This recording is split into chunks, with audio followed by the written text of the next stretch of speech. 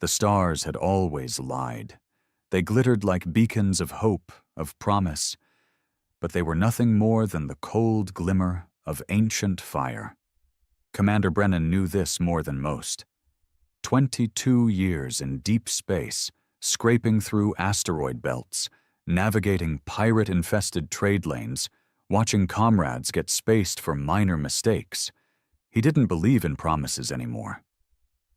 The ship, Vanguard, wasn't supposed to go beyond the barrier. No one was. The galactic barrier wasn't just a myth. It was a law etched into every interstellar accord. Even the most advanced alien empires feared it. The border beyond which communication died, physics twisted, and probes never returned. But humans, stubborn, reckless, cursed with curiosity, never did follow the rules. The mission was simple in theory. Punch through the edge of known space, document what lay beyond, and come back, if they could. The Vanguard was the most advanced stealth warcruiser Earth had ever produced. A black spear of metal and rage. 50 crew, all volunteers, all ghosts now. Brennan stood alone on the bridge, the red emergency lights casting long shadows. Everyone else was gone. Some vaporized when the barrier tore the reactor open, some killed in the panic, and others just disappeared, like they were erased from the universe. He hadn't slept in 4 days. Couldn't. Every time he closed his eyes, he saw it again. The moment they breached the edge, 1 second it was space, the next it was like falling through time. Stars bent, stretched, and vanished. The ship screamed, metal groaning like a dying beast. Then silence. The Vanguard had crossed into the void. He remembered the stillness. No stars, no light, just endless black, like the universe itself had stopped breathing. Systems fried one by one. Shields failed. Comms went dead. But worst of all was the whispering. It wasn't sound. It was thought. Something foreign, alien, but impossibly ancient. It scraped against his mind like nails against bone. It didn't speak in words, not at first. Just emotions. Rage, hunger, loneliness. Something had noticed them. Something buried in the dark. He tried to warn the crew, tried to fight it. But whatever it was, it got inside.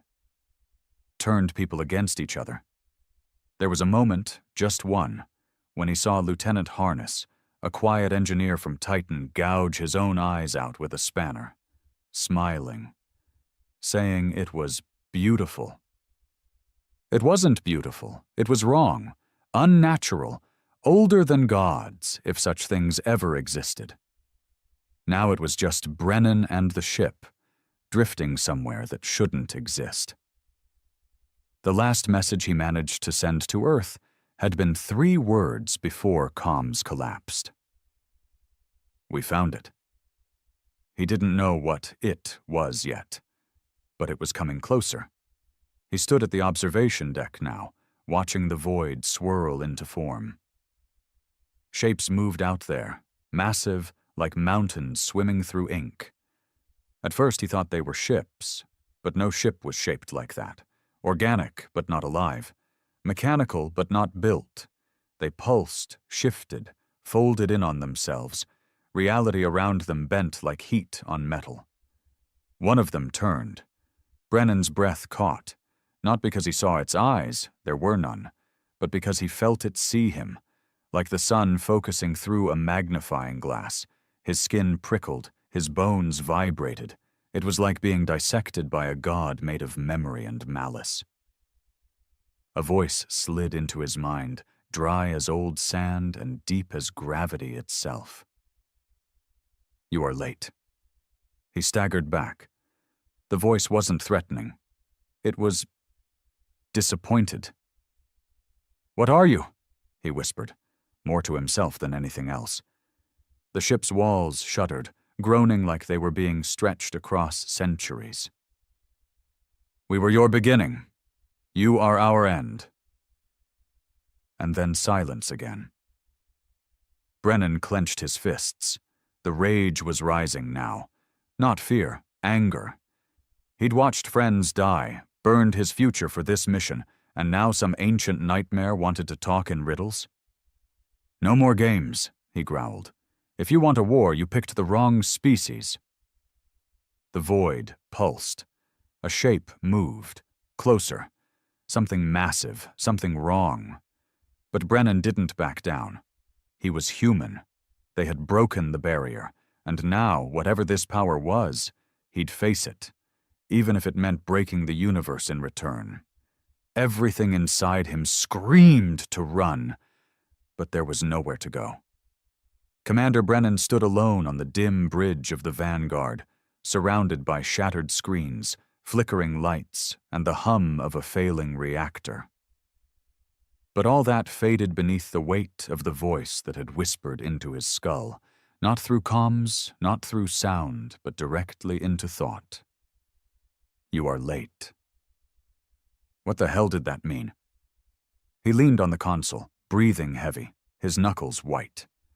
The voice had felt like it had always been there, dormant, buried beneath centuries of silence, like it had waited, not for anyone, but for him, for humanity. And it wasn't done. The void outside, blacker than black, began to shift again. He could feel it even before he saw it, like pressure in the back of his skull, like gravity itself was choosing sides. Then it emerged. No warning, no lights, just motion and stillness, a shape unfurling from the black like an idea trying to become real. No edges, no symmetry, not even mass in any real way. It was massive and yet near weightless, like the shadow of something infinitely larger just behind reality's curtain. It didn't move toward the ship, it moved through it. The bridge walls flickered as if they were made of glass. The consoles dimmed. Brennan gritted his teeth, refusing to let it inside him again. But it was too late. Memories that weren't his bled into his mind. Fragments of a time before galaxies, before language, before form. A civilization, ancient and terrible, built from light and thought, born in a pocket of space where time refused to flow. They were gods not because they created worlds, but because they unmade them. They consumed knowledge, twisted it, fed on entropy. They built machines that controlled stars and then devoured them for fuel. They weren't evil, just beyond comprehension. And they had tried to ascend. That was the word Brennan latched onto in the cascade of images. Ascension. A breaking of the natural laws. They wanted to breach reality itself, not dimensions. No, that was primitive thinking. They wanted to become the medium of reality, the thing upon which all else rested. And they failed. The failure didn't destroy them. It erased them from time. They were sealed, trapped behind the galactic barrier they themselves had constructed as both prison and warning. Only fragments of them remained, memories echoing in quantum shadows. Until now. Until humanity stumbled through the door. Brennan screamed and dropped to his knees as the memories surged into his brain, nose bleeding, ears ringing, heart pounding like a war drum. The images faded, but the pain remained. It felt like a lifetime of knowledge was shoved into a mind built for maybe 80 years. He wiped his mouth and stood slowly, breathing through gritted teeth. The presence lingered. Closer now. It hadn't attacked. It hadn't destroyed the ship. It could have, easily. But it didn't, and that was more terrifying. "Why me?" he muttered aloud, coughing up phlegm mixed with blood. "Why humanity?" Another pause.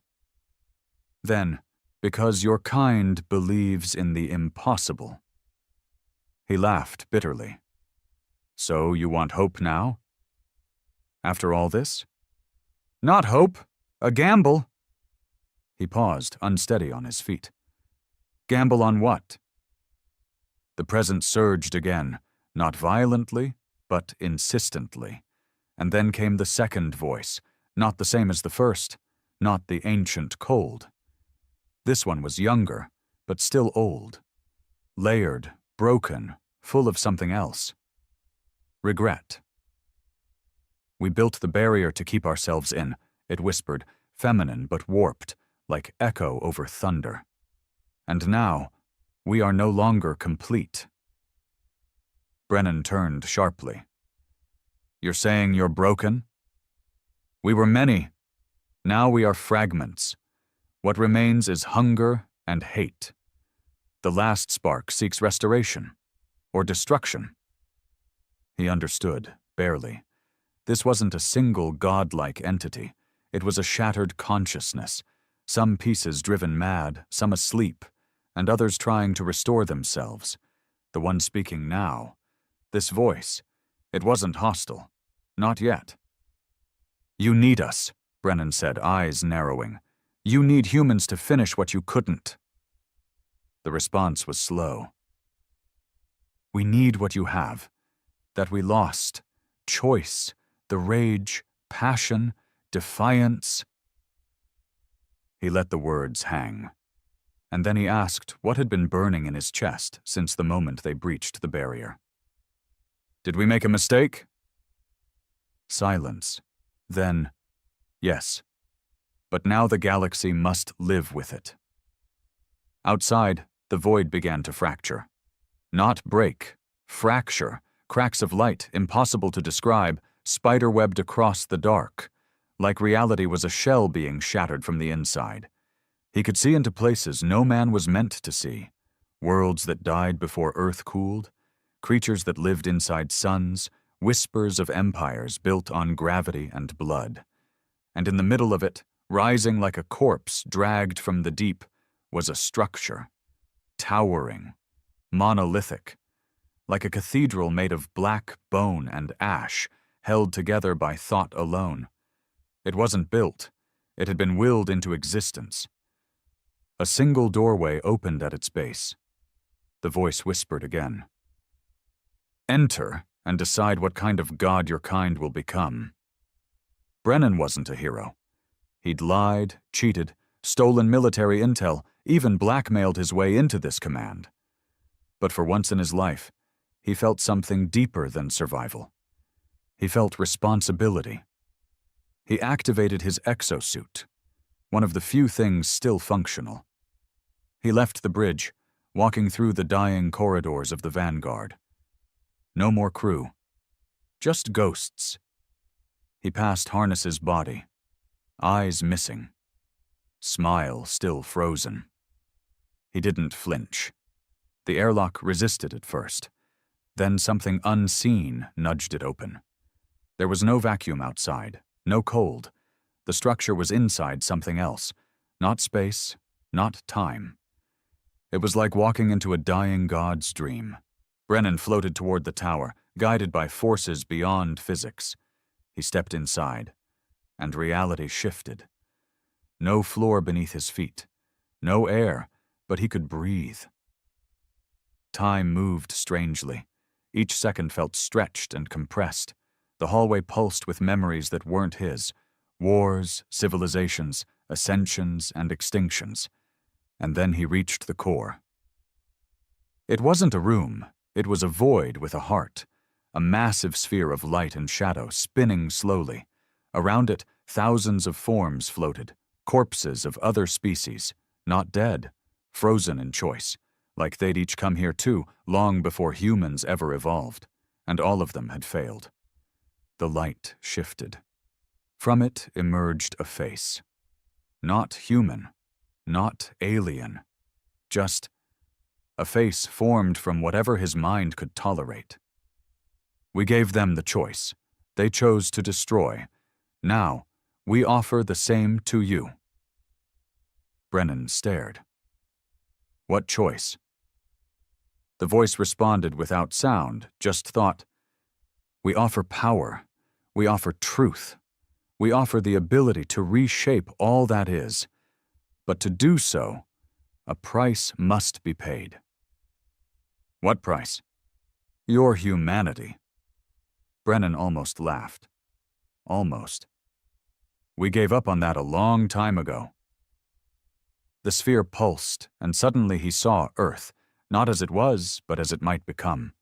Towers scraping clouds, planets colonized, disease gone, death obsolete, humanity eternal, but beneath it, something else.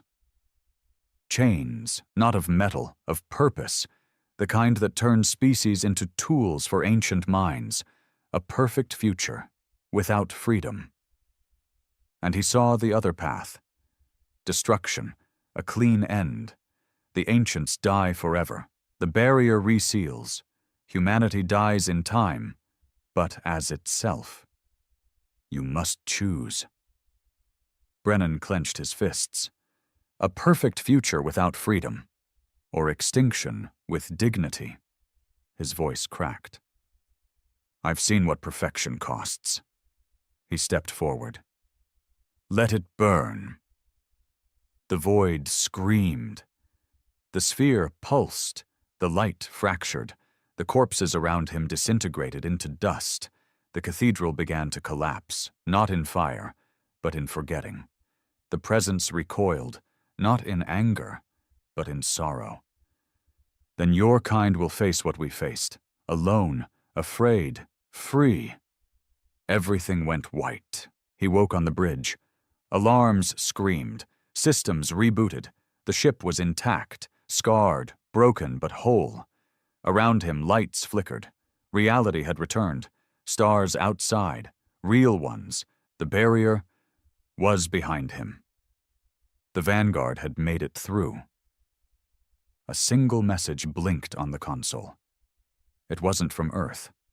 Just 6 words. You chose, now live with it. The Vanguard drifted in silence. Commander Brennan stood alone on the bridge, staring at the stars that had once seemed unreachable. They burned as they always had, distant and indifferent. But something had changed. He had changed. The ship's systems groaned back to life in slow pulses, struggling to reboot after whatever had just happened. But he didn't rush to fix anything. He had crossed the barrier. He had made a choice, and now the reckoning had begun. The message on the console blinked with quiet malice. You chose. Now live with it. He didn't know who had sent it, the fractured god thing from beyond, or something worse. Maybe it didn't matter. All that mattered was what came next. And Brennan had a sinking feeling it wasn't going to be peace. A crackle of static jolted him. He turned sharply. Communications. For the first time in what felt like weeks, the Vanguard was connected again. Command to Vanguard. Do you copy? A wave of emotion hit him, too fast to filter. Relief. Fury. Regret. He slammed the comms switch. This is Brennan, he said, voice rough, dry. I'm alive, alone. There was a long pause, then, Copy, Brennan. Telemetry shows your ship breached the barrier. He leaned back in the command chair, blood still crusted in his ear, the taste of metal on his tongue. You have no idea what I breached. It took Earth Command 3 days to send a retrieval cruiser. He was told to remain on board, isolated. They were afraid of what he might bring back. Not diseases, not radiation, information. He wasn't surprised. What did surprise him was who came aboard. Not a diplomat, not a psychologist, not even military brass. Director Lauren, a spook, government black ops, the type of man whose name never appeared on payrolls. Bald, pale, and dressed like death in a gray suit without a single wrinkle, Lauren stepped onto the bridge with surgical precision. Commander Brennan, he said calmly, looking around the wreckage like it was a boring museum exhibit. I read your report, all of it. Then you know what we're dealing with, Brennan said. Lauren nodded. I know what you think you saw. That hit harder than expected. You calling me a liar? I'm calling you compromised. Brennan stepped forward, jaw clenched.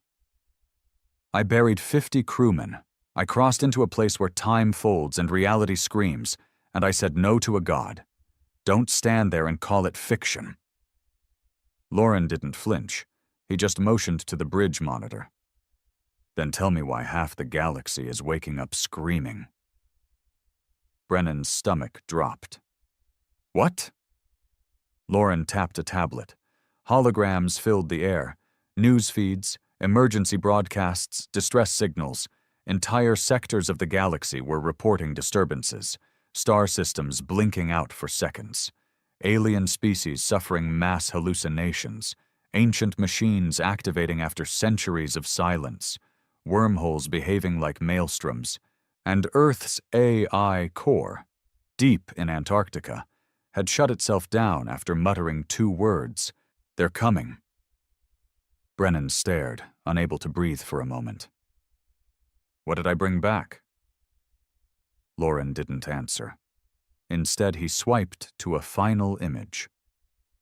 A signal, broadcasting from deep space. An invitation. No encryption, no origin point. Just a phrase repeated endlessly across hundreds of languages. One must carry the spark. The debriefing was a formality. He didn't give them everything, just enough to scare them. He knew how Earth Command worked. He'd seen them erase colonies, silence whistleblowers, turn heroes into scapegoats. They'd find a way to weaponize what he told them, and whatever the ancients were, giving bureaucrats god-level knowledge was a fast ticket to extinction. They offered him a medal. He told them to keep it. They offered him a retirement package. He told them to shove it. He just wanted answers. The nightmares hadn't stopped. Every night, he saw that monolithic sphere again, whispering impossible truths. Every dream was a war he hadn't fought yet. Every shadow whispered things he almost believed. But worst of all, he wasn't alone in hearing them. All across human space, others were dreaming too. Pilots, soldiers, scientists, even civilians. People who had never been near the barrier. People who weren't supposed to know. They were all hearing the voices. One phrase echoed across all their testimonies. You chose, now carry it. Something had hitched a ride back. Not a virus, not a weapon, an idea. 6 months later, Brennan stood in a military detention cell. Voluntarily. He'd turned himself in after a man tried to kill him in a spaceport. Not rob. Kill. The man was screaming something about betrayal, about how Brennan had doomed them all. Security stopped the assassin, but Brennan didn't fight. He just stood there, letting it happen. Because part of him agreed. He had made a choice for the entire species. And now it was unraveling. That's when the visit came. Not Lauren, someone worse. Admiral Redden, old-school military, battle-scarred, stoic, and willing to sacrifice entire planets if the mission required it. She entered the cell with a grim expression. You caused a stir, Commander. I saved you from becoming meat puppets for a dead god. You're welcome. She didn't smile. We've been studying the signal, the spark message. It's not just communication. He raised an eyebrow. It's a key, she continued. Genetic, psychological, cultural. It's targeting certain minds, and every species that's ever flirted with the barrier left some version of this message behind. It always ends the same. Brennan leaned forward. They choose wrong? Redden nodded. And the galaxy pays for it. Humanity was changing. Fast. It began small. Technicians solving equations no one understood. Artists painting images of stars they'd never seen. Children speaking languages from dead worlds in their sleep. Then the violence came. Sects formed, cults. Some worshipped the ancients. Others believed Brennan had damned them and wanted his head. Earth cities saw riots. Orbital stations reported murders, suicides, and strange symbols carved into the walls. Governments blamed each other. Empires panicked. The spark wasn't a gift. It was a test, ongoing, living, and humanity was already failing. They let Brennan out after one of the cults bombed a research facility trying to replicate the barrier's energy signature. 17 dead. One survivor. A child. The girl had been drawing a circle in blood when they found her, whispering to herself. "One must carry it." He visited her in recovery. She looked at him like she recognized him, like they had already met 1,000 years ago. She spoke one phrase, perfectly calm. "You weren't supposed to say no." He left without saying a word. Brennan knew then something worse was coming. Not the ancients, not yet, humanity itself. Because the real enemy wasn't out there, it was inside now. A fracture, a division, not of nations or politics, of species identity. There were those who believed the ancients offered salvation, and those who believed in defiance, that humanity should go down fighting, that Brennan had made the right call by rejecting godhood. Two sides, one spark, and fire was coming. He sat alone in a dark room, whiskey in hand, watching the galaxy tear itself apart on the news feeds. The Vanguard had been grounded, dissected, stripped, and still he felt them watching. The ancients, not angry, not triumphant, waiting. They didn't need to conquer Earth. They just needed it to break itself. And he had given them the match. His comms pinged. Unlisted frequency. He answered without speaking. Lauren's voice crackled through. "They're building something on Mars." Brennan frowned. "Who?" "One of the cults, but they're too organized, too clean. They're building a gateway." "To where?" A pause. "Not to where," Lauren said. "To what? They're trying to bring back the rest of the ancients, or what's left of them." Brennan downed his glass. "Then we stop them." "Too late." Lauren's voice was colder now. "It's already open." The drop to Mars was rough. Too rough. Brennan's shuttle hit the atmosphere like a stone through glass, metal skin howling from the friction. No escort, no official clearance. He'd overridden every security code Earth Command still hadn't stripped from his ID. They'd labeled him unstable, a risk to morale. That was fine. He wasn't here to boost morale. He was here to stop a goddamn apocalypse. Below him, the red planet bled black. Artificial structures stretched across the sands, twisted spires, inverted arches, obsidian towers growing where once there had been corporate colonies and dust storms. Whatever the cult had built, it wasn't human. It looked like architecture dreamt by madness. The landing ramp opened with a hiss. Brennan stepped into the Martian twilight, weapon in hand, exosuit sealed tight. Atmospheric pressure was holding, but barely. The wind smelled wrong, even through filters. Metallic. Wet. Like Mars had begun to rot. He moved fast, skirting what used to be the old UEC mining compound. Now it was just a shell. A husk-turned temple. Symbols carved into walls. Lights that didn't flicker, but breathed. And in the center of it all, the gate. It stood 50 meters high, suspended between two jagged towers. Not a circle, not a portal, not in any traditional sense. It was a tear, a visible wound in space itself. Reality pulsed around it like a heartbeat, every throb sending out a low hum that shook Brennan's bones. He watched as cultists moved around it in silence, draped in white robes that looked more like skin than cloth. No faces visible, no noise, just the quiet devotion of lunatics who believed they were building the future. One of them turned and saw him. Brennan raised his weapon and fired. The cultist dropped instantly. No scream, no stagger, just down, like a puppet whose strings had been cut. The others stopped. Every head turned to him in perfect synchronization. Brennan stood his ground, teeth clenched. "You want gods? Come get 'em." The wind shifted. Then they charged. He didn't hesitate. He opened fire, the auto rifle kicking against his shoulder, hot tracer rounds carving through the red dust. The first wave fell fast, too fast. No cover, no tactics, just blind devotion. But behind them, something else moved. Not human, not entirely. He saw it emerge from the shadows of the gate, tall, thin, with arms too long and skin that shimmered like oil over metal. No mouth, no eyes.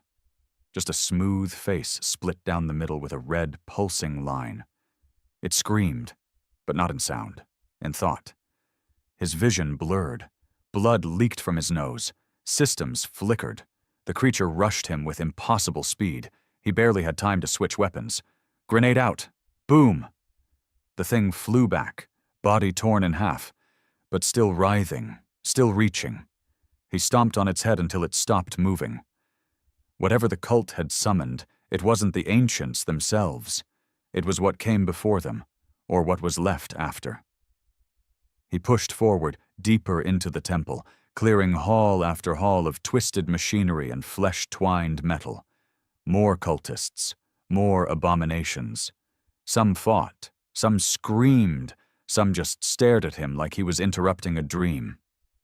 Then he found her. She stood at the foot of the gate, alone, dressed not in robes, but in military black. Tactical gear. Sidearm holstered, unshaken. Dr. Morel Tavik, the lead researcher from Earth's Ancient Tech Division, reported dead 2 years ago after a lab explosion. Brennan's blood turned cold. "You," he growled. She turned, calm as ever. "Hello, Commander." "You're supposed to be Ash." She smiled faintly. "Death is relative. Once you understand what we touched beyond the barrier, you realize how little death means." He raised his rifle. "You built this?" "We followed the echoes," she said. "They gave us the pattern. We built the key, and now the door is almost open." "Why?" he barked. "You want to bring them back? The ancients, after what they did to every species that ever tried?" Tavik tilted her head. "Bring them back? Number. They were never gone, just fragmented, broken. But we've been chosen to put them back together. The spark, your spark, was the final piece." Brennan stepped forward, rifle steady. "I chose number 1. That spark? That was rejection. Humanity told them to burn." She laughed, genuinely amused. "Oh, Brennan, you misunderstood. You didn't close the door. You opened it wider. You proved humanity was capable of refusing power. That makes us the only species strong enough to be worthy of it." The ground shook. The gate pulsed. Something massive stirred behind the tear. Not form, not matter, just presence. Brennan pulled the trigger. Click. Jammed. Tavik's hand blurred to her hip, drawing a blade from nowhere. He dodged the first slash, barely, then slammed into her with his shoulder. They tumbled into the dust, struggling for control. She was fast, enhanced, augmented beyond normal human limits. She slammed his faceplate with her elbow, cracked it. He drove his knee into her gut. She grunted but didn't go down. They rolled, fists flying. Then a blast of force threw them both apart. The gate. It had opened, fully. Something began to emerge. Not a ship, not a creature, a shape without definition. Light, shadow, memory, hunger, all wrapped into a form that couldn't exist. It didn't cross into Mars. It grew into it, like a tumor of unreality spreading through space and time. Tavik laughed as she knelt in the dirt. "They're here," she whispered. At last! Brennan rose to his feet, blood pouring from his lip. Then it ends now. He sprinted toward the gate's core. The machinery surrounding it was pulsing with energy, raw, unstable. Overload was possible, but it would require a sacrifice. Someone had to stay behind. Someone had to carry the spark one last time. He reached the control nexus, tore open the panel. Too many cables. Too much code. It wasn't human-made anymore. It was grown, like nerves from a brain. Tavik screamed behind him, running toward him with the blade again. He didn't turn. He shoved his bare hand into the machine. Agony. Pure. Every nerve lit up. His blood boiled. His memories unraveled. The machine responded instantly, recognizing him. The spark. The one who said no, and it listened. The gate began to collapse. Reality folded inward. Tavik screamed, not in pain, in rage, in betrayal. "You don't understand what you're destroying," she cried. "I understand too damn well," Brennan growled, his vision dimming. "You don't get to choose for us." The gate tore. The shape howled, a thought of agony stretching across dimensions. And then, nothing. He woke up again. Same way as before. Bridge of the Vanguard, alone, systems operational, Earth visible in the distance. Time hadn't passed, or had passed differently. He sat up slowly, looked at his hands, still trembling, still real. The console blinked. One message. No sender. Final choice accepted. You carry it well. The stars were quiet again. Too quiet. Commander Brennan sat in the dimmed bridge of the Vanguard, motionless, staring into Earth's orbit from a ship that shouldn't exist, returning from a place that wasn't supposed to be real. Again. A repeat of the impossible. And once again, he was alone. The clock on the console told him it had been 7 minutes since the gate collapsed on Mars. Earth's systems showed no record of a Martian event. No seismic readings, no energy spikes, no troop reports, as if the entire incident had been erased. No Tavik, no cult, no god tearing its way through reality, but Brennan knew better. The gate had been real. The spark had been accepted. And he had touched the machine that fed on thought. Again. It hadn't killed him, which meant something far worse. It had changed him. He ran the medical scan twice. No wounds, no brain damage, no external signs of infection. But the nanoscanners told a different story. His DNA wasn't fully human anymore. Less than 2% variation. Enough for a specialist to dismiss as artifact noise. But Brennan had lived enough time in deep space to know better. This wasn't noise. It was insertion. A layer of code, biological and quantum, embedded in his cellular structure. It didn't rewrite who he was, but it added something. A new thread in the pattern. He could feel it like a low hum behind every heartbeat. His thoughts moved differently. Faster. Sharper. He remembered things in ways that didn't make sense. Snippets of conversations he never had. Battlefields he'd never fought on. Cities he'd never visited. He dreamed of stars collapsing in reverse. He dreamed of gates in every galaxy, waiting. He dreamed of voices speaking in tones older than sound. And when he woke up, he understood them. The call came 6 hours later. Not from Earth Command, from her. A woman's voice, soft but edged with steel, one he hadn't heard since before the barrier. Captain Rhea Nillen, ex-military, now technically dead, just like he was. "Brennan," she said. He closed his eyes. "I should have known you weren't done with me. You brought something back." Understatement of the century. Silence. Then, "You're not the only one."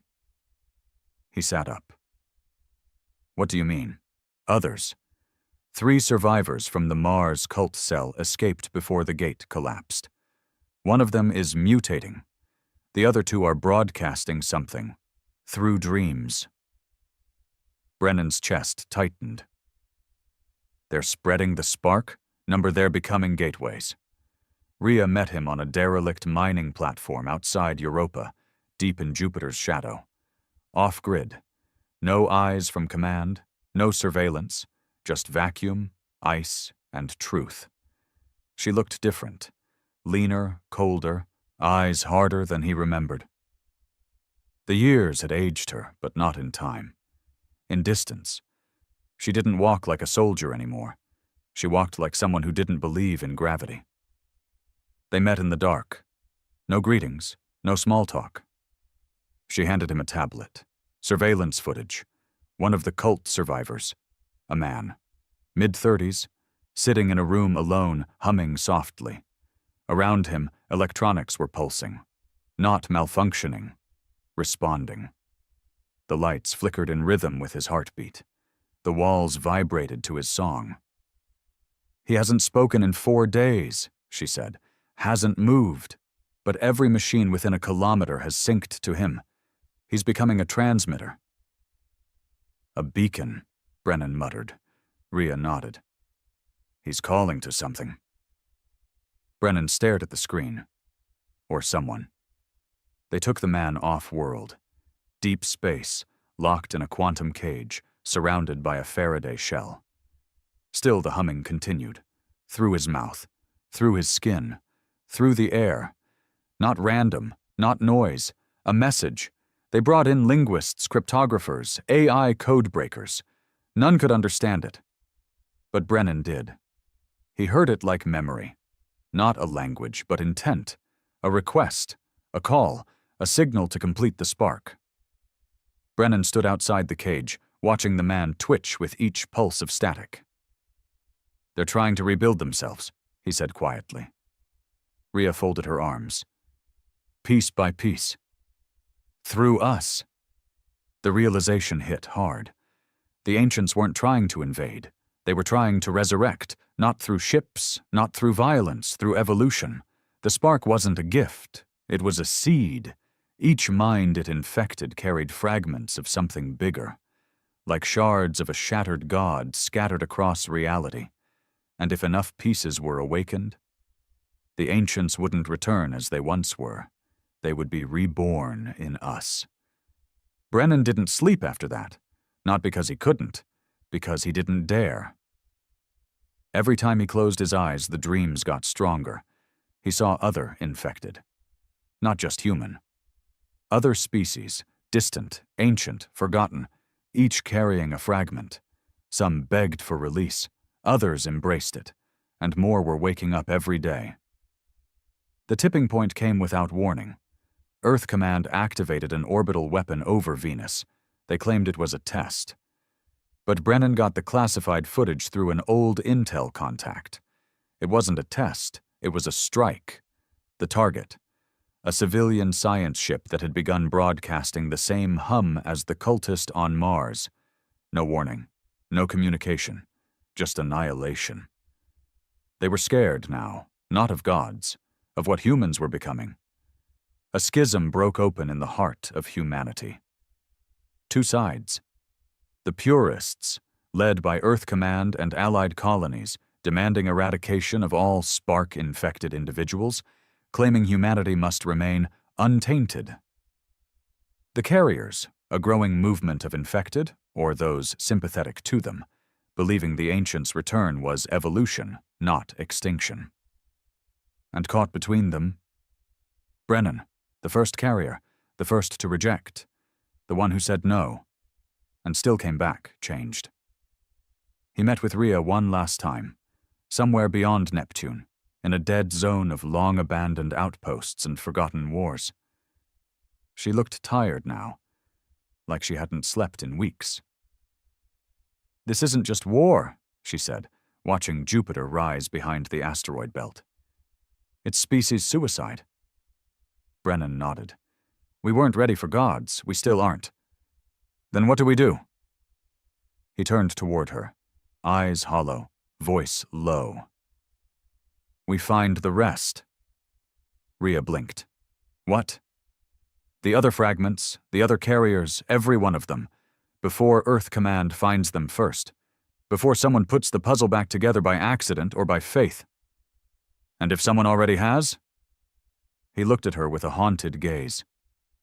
Then we stop a god from being born again. They went dark after that. No more safe ports, no more allies, just rogue signals, hidden data caches, smuggled AI cores, and old warships running black drives. Brennan chased rumors, dreams, frequencies only he could interpret. Each stop revealed more. A poet on Titan speaking dead languages in her sleep. A mercenary near Proxima with eyes that glowed blue and pulsed with stars. A child on Io drawing symbols in blood that matched carvings on the barrier. Each one carried a piece. Each one was a threat or a salvation. Brennan didn't know anymore. All he knew was this: the spark had ignited, and the fire couldn't be stopped, only guided. The dead zone between Neptune and the outer fringe colonies wasn't on any official star maps. Old war debris floated in its belly, destroyed dreadnoughts, failed orbital mines, frozen corpses drifting in the dark. No signals, no patrols, just silence, and the ghosts of battles no one remembered anymore. It was the kind of place where ships went to disappear. Brennan had always liked places like that. Now he needed them. He stood at the helm of the Kitebreaker, a stolen recon-class corvette blacked out to avoid scans, with shielding that screamed when pushed but hadn't failed. Yet. Rhea was below deck, sorting through data from their last encounter near the Helix outpost. Another carrier, a scientist from Europa. He'd slit his own throat before they arrived, and left behind something worse than blood. Coordinates. Brennan stared at the numbers burned into the tablet. They didn't point to a planet, not a station, not even a known system. It was just empty space, deep, dark, and ancient. He didn't trust coordinates like that. They were too close to the edge of mapped space, and even closer to what the oldest charts called the Grave Spiral, a section of the galaxy deliberately ignored. Not because it was dangerous, but because everyone who went there stopped being themselves. But the pattern was forming. He could see it now. The carriers weren't random. They were being collected or summoned. Someone was connecting the spark fragments, following a map no one else could read, except maybe him. And whoever was behind it? They were getting close. Rhea joined him on the bridge, her boots silent, her hair tied back in a tight band. She wore no rank, no insignia, just a hardened look in her eyes.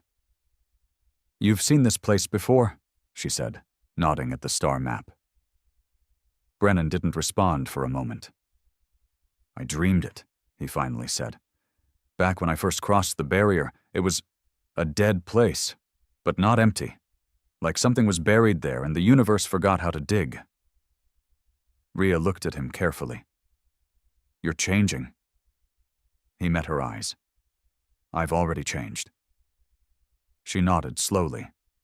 "We go in quiet," she said. "No transponder. No signals. If we're lucky, we find a fragment and get out.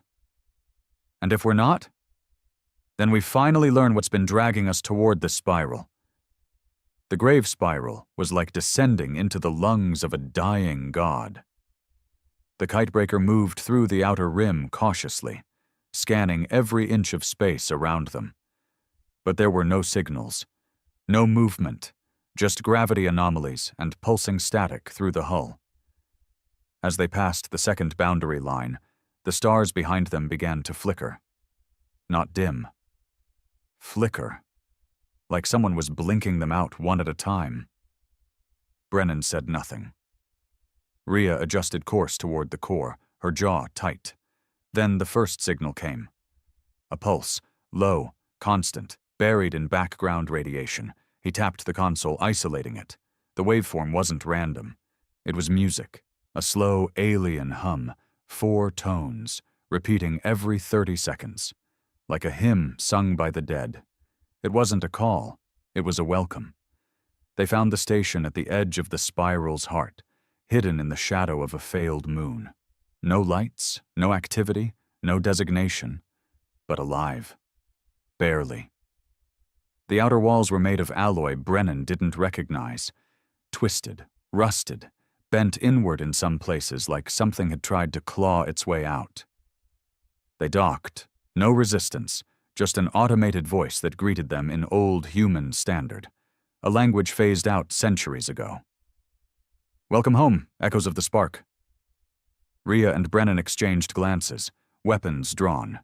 He took point. Inside, the station was quiet. The air was stale, but breathable. Artificial gravity was holding, but just barely. Everything had a slight float, like the laws of physics were bored and giving up. Then they saw the wall. A mural, stretched from floor to ceiling, covered in symbols Brennan recognized. They matched the dreams. The ones carved on Mars, the ones burned into the eyes of the cultists. But in the center of the mural were faces. Human faces. Hundreds of them, staring outward, eyes open, mouths agape, not pictures. Real faces, flesh embedded in metal, frozen mid-scream. Rhea gagged, turning away. Brennan stepped closer. Some were recent. One of them he recognized. "Lauren," he muttered. Rhea snapped her gaze back. "No way," he nodded. "That's him. He must have come here before us, or been brought." She approached slowly, inspecting the edges of the wall. "There's no data here, no servers, no consoles, just art." "It's not art," Brennan said. "It's a warning." Then the whispers began, not in his mind. Not this time. Through the walls, low voices, female, male, alien, all layered together. "You carry us well. The pieces awaken. The echo builds." Rhea grabbed his arm, eyes wide. "We need to leave." But Brennan couldn't move. He stepped toward the far wall, where a panel of light had begun to glow. A console emerged from the ground. Ancient tech, older than Earth's entire spacefaring history. He placed his hand on it. It responded instantly. Fragment identified. Primary spark. "Connection complete. Final sequence initiated." "No," Rhea said. "Stop it. Shut it down." But Brennan couldn't. The spark had found its nest, and the final lock had been turned. The room shifted. Walls bent. Gravity folded. The mural opened, literally peeled back, to reveal a chamber beyond. A chamber filled with cryotubes, dozens of them, each with a human inside, each hooked into machinery that pulsed with the same rhythm Brennan had felt in the core of Mars. "Carriers," he whispered. Rhea was already scanning the tubes. Her voice was ice. "These are all missing personnel. Civilians, soldiers, scientists, people who vanished during the last 5 years." She looked at him. "They've been harvesting us." And then the lights shifted red. A single cryo tube opened. Steam hissed into the air, and out stepped Mirel Tavik, alive, smiling. "Welcome back," she said, her voice now layered with static and multiple tones. Rhea raised her weapon. "I watched you die." "You watched one version of me," Tavik said. "This version was preserved, awaiting final synthesis." Brennan stepped forward, fire in his eyes. "You've built your god?" She nodded. "Almost, but it needs a host." Her eyes locked onto him. "You." The station pulsed like a heartbeat. Reality twisted around them. Tavik moved with inhuman grace, her voice echoing from impossible directions. "You were the first, the purest defiance, the only spark that rejected and survived. You completed the circuit." Brennan's pulse thundered in his ears. "What happens if I say no?" "You won't," she said softly. And then she opened herself. Not her body, her mind. Brennan felt it hit him like a flood. Memories, thoughts, entire civilizations, dead, dying, extinct, compressed into a single stream of data. He saw how the ancients had built species to serve as hosts, how they'd failed time and time again, how humans were a last gamble, an accidental success, how his choice to reject the gift wasn't defiance. It was the final piece. He had proven humanity was capable of resistance, and now that resistance had been weaponized. His mind went blank. White, cold, burning, he dropped to his knees. He was standing on the bridge again, of the Vanguard. But not his bridge. A vision. Earth hung below. Quiet, waiting. Behind him, Tavik watched with eyes that glowed like dying stars. "You will not lose yourself," she said. "You will become more." "I don't want more. You already carry it. Let us finish what you started." He turned away from the view. Faced her. "Number, I carry it not because I want to, but because no one else could. I won't let you take that and turn it into a leash." She smiled sadly. "Then prepare to watch your species fall." He woke gasping. The station was collapsing. Rhea had initiated a detonation. Tavik was gone, fled, or vanished into whatever dimensional space she came from. Alarms screamed. The walls bled static. He ran with her to the ship. No time to argue. The kitebreaker launched as the station began to implode. Brennan didn't look back. As they cleared the spiral's edge, Rhea finally asked, "Did she win?" Brennan shook his head. "No." "But it's not over, is it?" He looked out at the stars, face grim. "They're not trying to take us over." He exhaled. "They're trying to become us." The stars were moving. Brennan sat in the quiet dark of the kitebreaker, watching constellations shift in real time. Slow, graceful alterations in celestial positions that should have taken centuries, maybe millennia, but were now bending in days. Entire sectors of space were subtly reorienting, like the universe itself was breathing. Only Rhea and a few others noticed it. The rest of the galaxy saw it as glitches, sensor distortions, gravitational anomalies. But Brennan knew better. This wasn't random. It was a correction. The ancients were rebuilding their frame of reference, realigning reality to match their pattern. A template was spreading, quietly embedding into physical law. What started as corrupted dreams, humming signals, spark awakenings, was now becoming cosmic architecture. And no one was stopping it. They were too busy fighting. The Purist Coalition, now calling itself the Preservation Accord, had declared war against every confirmed or suspected spark carrier. Earth Command had gone black. Civilian monitoring was suspended. Satellite arrays were silenced. Communications filtered and censored. They were wiping out the infected. One by one, entire colonies were being sterilized for safety. Their official message: humanity is under psychic attack. Defend the species. Preserve the original genome. They didn't care about what the spark was. They only cared that it was different. To them, spark carriers were already dead. Worse, traitors to human purity. And somewhere, behind the smoke and screams, Tavik was still moving, still gathering, still merging. Brennan leaned over the holomap. 6 confirmed carriers remained. 6 out of hundreds who had been identified over the past few months. Each one carried a fragment of the ancient's consciousness, a personality, a trait, a memory. Alone, they were dangerous. Together, they would complete the loop Tavik had been building. The resurrection wouldn't be an explosion. It would be a symphony. Slow, precise, unstoppable. And Brennan was the only one who had touched all the pieces and survived. He was the conductor now, not by choice, but by design.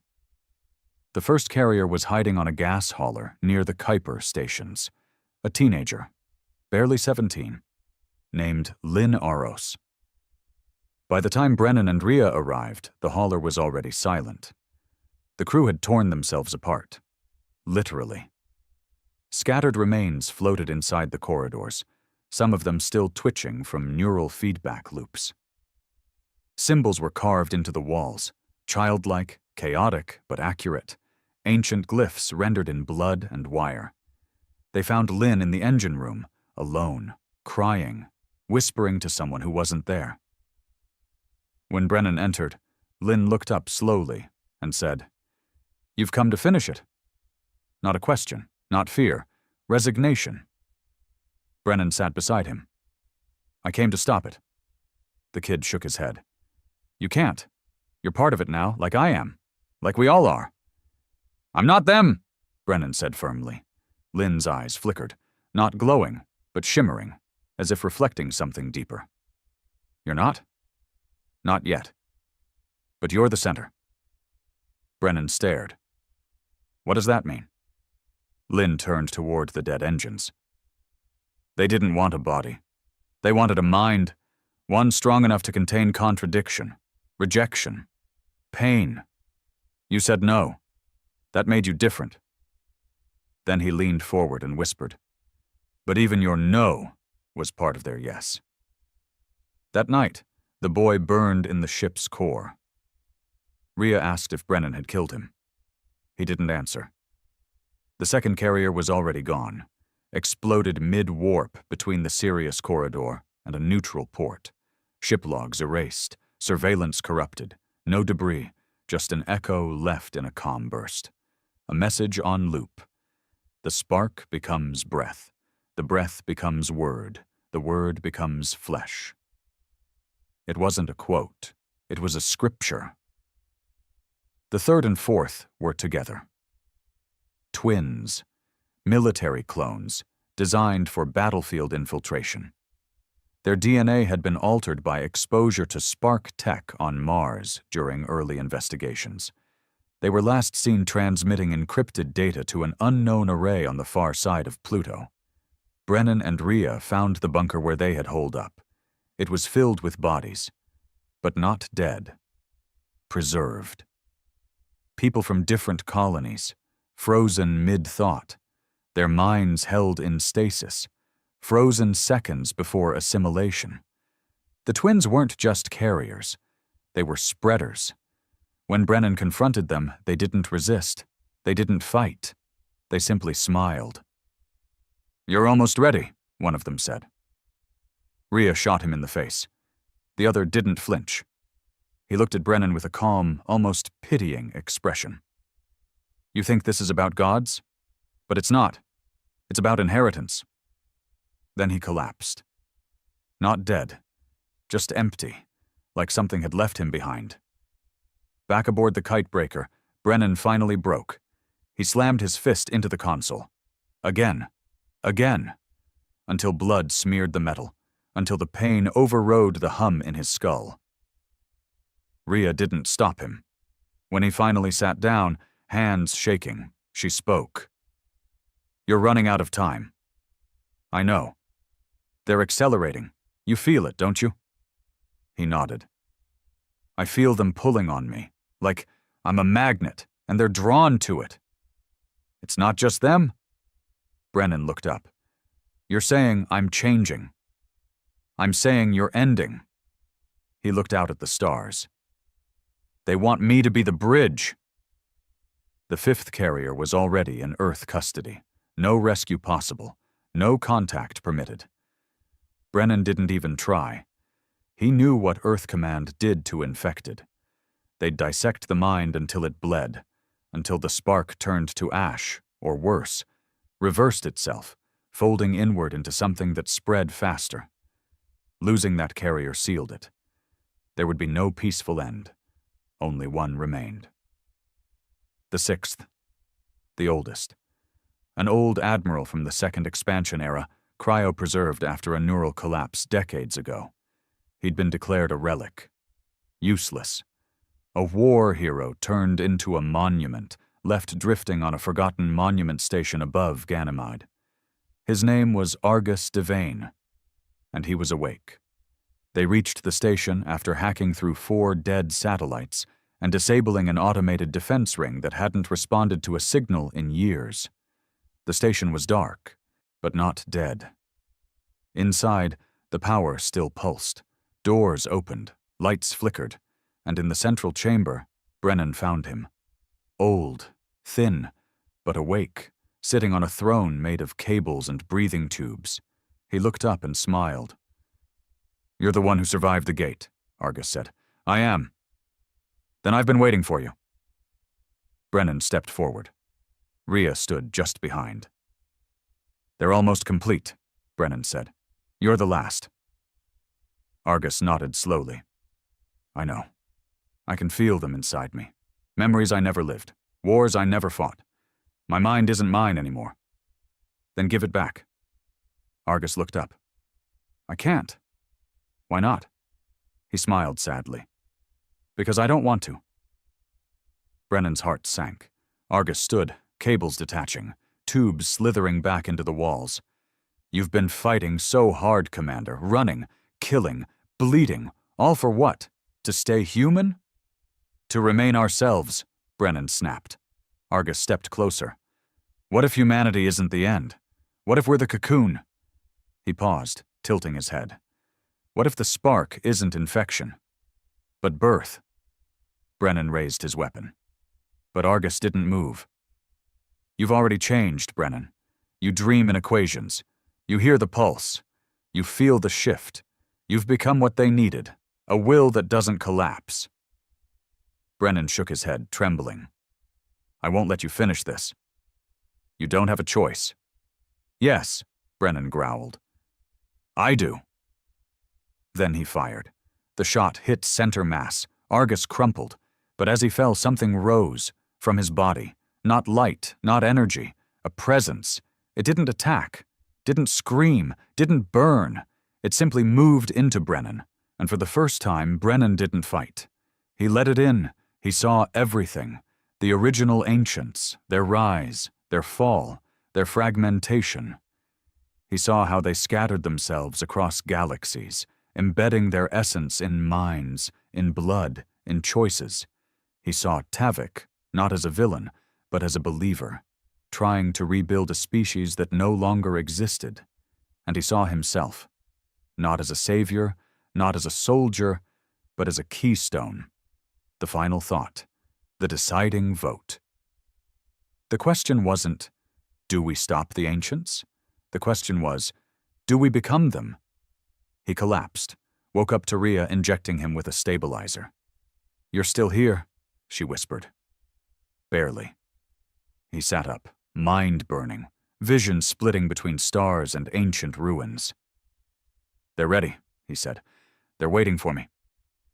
Rhea looked at him with tears in her eyes. "And what are you going to do?" Brennan stood, blood dripping from his nose. "I'm going to meet them." Brennan didn't know if he was dreaming or dying. The kitebreaker hung in the space between systems, drifting toward a region that didn't exist on any map, not even in the underground archives Rhea had access to. Its coordinates were known only to him, whispered in dreams, etched into the core of his bones after the last fragment. Argus Devane had given up his flesh to complete the chain. He felt different now, not infected, not possessed, just divided. Part of him still bled, still remembered faces, orders, the feel of steel under his palms. But another part, larger every day, had begun to understand why the ancients had done what they did, why they had splintered, why they had seeded species across galaxies, building minds like scaffolding for something that couldn't live in singular form. He was becoming a vessel, but not blindly. That was the difference. And it was everything. The space beyond the grave spiral opened into a field of pure darkness, not emptiness, not void. This darkness had texture, layers, like something was folded over itself hundreds of times and only now unraveling. Brennan guided the kitebreaker through it in silence. Rhea stood beside him. She hadn't said much since Argus. She didn't need to. She knew where this was heading. And she knew if it came down to it, she might have to kill him. He wouldn't blame her. Hell, he might have to kill himself before it was over. But not yet. They reached the structure 3 hours after entering the zone. It wasn't a ship, it wasn't a station, it was something else. A construct of layered light and raw memory, held together by will. It had no form, and yet cast a shadow. It shimmered like oil, shifted like mist, and hovered inside a shell of broken time. Every scan failed, every sensor looped back in on itself. But Brennan saw it clearly. It was calling him, and he had no choice but to answer. He and Rhea suited up. No weapons. What would be the point? The landing platform emerged as they approached, not physical, not even visible, just there. Their boots touched something. Brennan couldn't say what. It felt like walking on stone made of regret. At the center of the platform stood Tavik, unchanged, eternal now. Her eyes were brighter than before, not glowing, but pulsing with layers of perception. She was no longer fully Tavik, and whatever else she had become, it watched him with calculated calm. "You came," she said softly. "I always do," Brennan replied. Rhea stood at his side, tense. "I'm not letting you take him," she said. Tavik smiled gently. "I'm not taking anything. He's giving it. Because he understands now." Brennan looked around. The space trembled. Not with power, but with waiting. Something was on the verge of happening. Something immense. Something that would not be reversed. He could feel the others, too. The carriers, the fragments, their echoes embedded across the galaxy. Most were gone now, their essence pulled into this convergence. He was the last, the final piece. "Before this begins," Brennan said, "I want to know the truth." Tavik tilted her head. "You've already seen it. Fragments, images, lies dressed as visions." He stepped forward. "I want the truth. What are you really trying to do?" She studied him, then raised a hand, and Brennan fell inward. He stood in a city made of stars. Not metaphorical, literal. Stars burned in the sky, in the walls, in the soil. Every structure was a sun captured and contained, humming with wisdom and suffering. The ancients had built it, lived here, died here. He walked through their memories, watched them rise, not with war, not with greed, but with an obsession, understanding. They catalogued every known law, every possible permutation of thought and energy. They built machines to translate emotion into mathematics. They turned hope into fuel, rage into propulsion, and still they wanted more. They wanted to escape the limits of individuality, to become one. But unity came with a cost. No dissent, no chaos, no choice. They became order incarnate, not gods. Framework, the structure behind reality, the law beneath law. But when a part of their mind resisted, when a single spark said no, the structure fractured. They were not destroyed. They were scattered. Brennan collapsed to his knees, back in the present. Sweat poured inside his suit. His eyes throbbed. "So that's what this is," he gasped. "A correction." Tavik nodded. "We're not trying to dominate humanity. We're trying to become it." "Why now?" "Because we finally built a species capable of resisting us, of holding contradiction, and that's what we needed. Not blind devotion, not fear, but a mind that could say no, and survive it." She looked at him, almost tenderly. "You are the prototype of what we were always meant to be." Rhea stepped forward. "Then why give him the choice at all? Why not just take it?" "Because choice is the final test," Tavik replied. "The keystone must choose to complete the bridge. Without that choice, the pattern breaks. And we fracture again." "And if he says no?" Rhea asked. Tavik didn't hesitate. "Then the ancients remain dead, and the spark fades. Forever." Brennan looked up, at the construct, at Tavik, at Rhea, at the universe trembling just beneath his feet. And he saw it all. The promise of unity, of knowledge, of peace without ego, of a species not ruled by emotion or fear. And the price, the death of chaos, the end of doubt. Humanity wouldn't die, but it wouldn't be human anymore. He stood slowly, eyes burning, voice low. I said no once. Tavik smiled faintly. And yet here you are. I'm here because no one else could be, he said. Not because I wanted to be. She stepped forward. Then give it to us, Brennan. Let it end. He stepped toward the core. The center of the construct opened, a sphere of pulsing memory, vibrating with ancient rhythm. All he had to do was touch it. Say yes, and it would be done. But he didn't move. Instead, he turned to Rhea. Do you trust me? Her eyes met his. Always. Even if I end everything? She nodded, heart-breaking. Yes. He turned back to Tavik and smiled. You were wrong. Her face twitched. About what? You thought I was the bridge. He reached into his suit, pulled out a final fail-safe, a quantum mind disruptor, a weapon not for bodies, but for thought structures, the kind of thing built to kill consciousness, even old ones, even gods. Tavik's eyes widened. You'll die. I never planned on walking away, he said. He pressed the trigger. The construct screamed. Reality bent inward. The spark flared and broke. All across the galaxy the fragments burned out, one by one, not in pain, not in rage, in peace. A final release, a final number. Tavik collapsed, eyes empty, her form flickering into dust. The city of stars cracked, crumbled. And Brennan let go. He died with the weight of gods in his mind.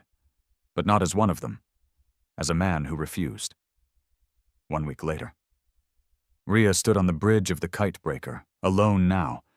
Above Earth, the stars were back to normal, the anomalies gone, the spark dead. But the message remained.